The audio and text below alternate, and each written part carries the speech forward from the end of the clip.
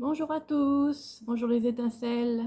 Alors aujourd'hui, j'aimerais aborder un sujet qui concerne ce qu'on appelle les vies antérieures, où certaines autres personnes peuvent aborder ce sujet comme étant du karma ou des nœuds karmiques, etc. En fait, il y a beaucoup de termes en ce qui concerne les vies antérieures et en correspondance avec ce qu'on peut vivre dans l'instant présent.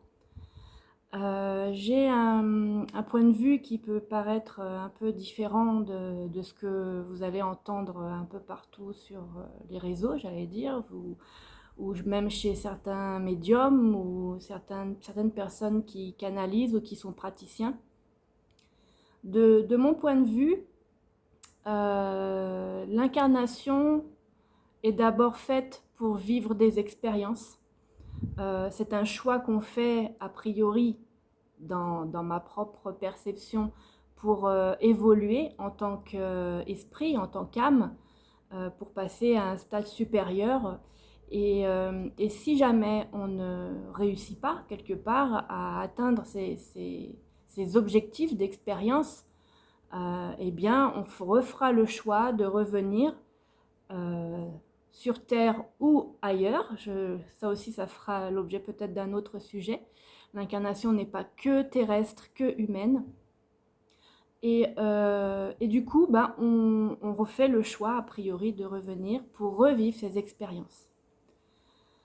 Euh, Comment je pourrais vous expliquer la chose un peu plus concrètement? Ça serait de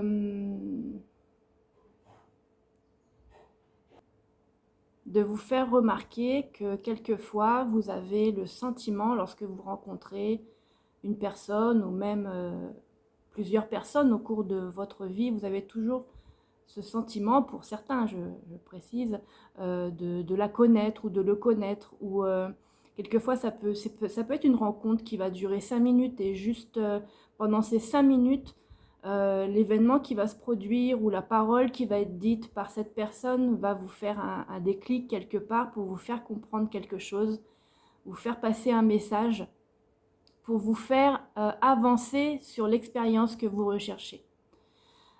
Et quelquefois on se dit, alors moi c'est mon cas, en tout cas en ce moment et dans cette vie, mais qu'est-ce qui fait que je suis régulièrement en contact avec des personnes qui me rappellent une certaine époque dont j'ai conscience, ou une autre époque dont j'ai conscience.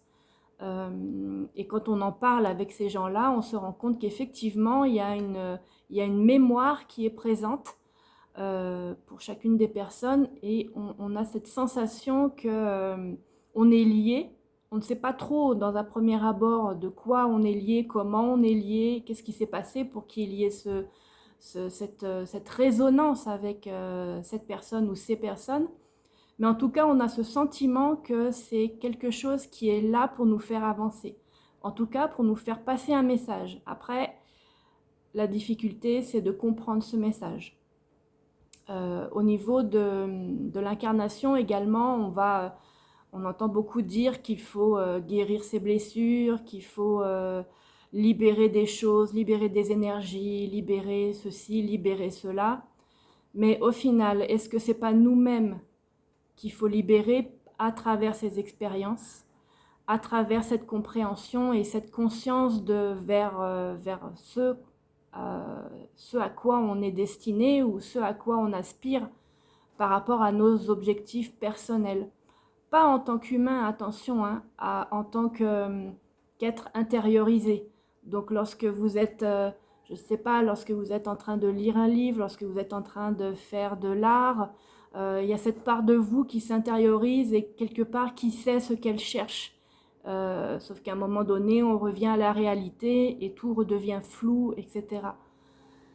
Donc quelque part, l'incarnation, elle est très difficile à gérer, très difficile à suivre par rapport aux messages qui doivent nous être transmis, puisqu'on est en permanence en train de recevoir des messages extérieurs à nous-mêmes un petit peu pour nous bloquer, pour nous empêcher de voir qui l'on est à l'intérieur. Et en même temps, c'est quelque chose qui est nécessaire pour comprendre qui l'on est et qui sont les autres.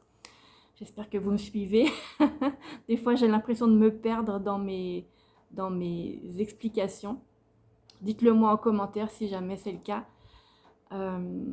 Bon, je vais m'arrêter là pour cette première vidéo sur ma conception de l'incarnation. En tout cas, pour moi, c'est surtout vivre l'instant, ce qui n'est pas facile à faire, d'être vraiment attentive à ce qui vous entoure, aux signes extérieurs, mais aussi à comment vous ressentez ces signes à l'intérieur de vous, ces rencontres, ces événements, ces émotions, pour essayer de comprendre vraiment le fin mot de votre histoire, tout simplement. Voilà, je vous souhaite une bonne écoute et puis à très bientôt dans une autre vidéo.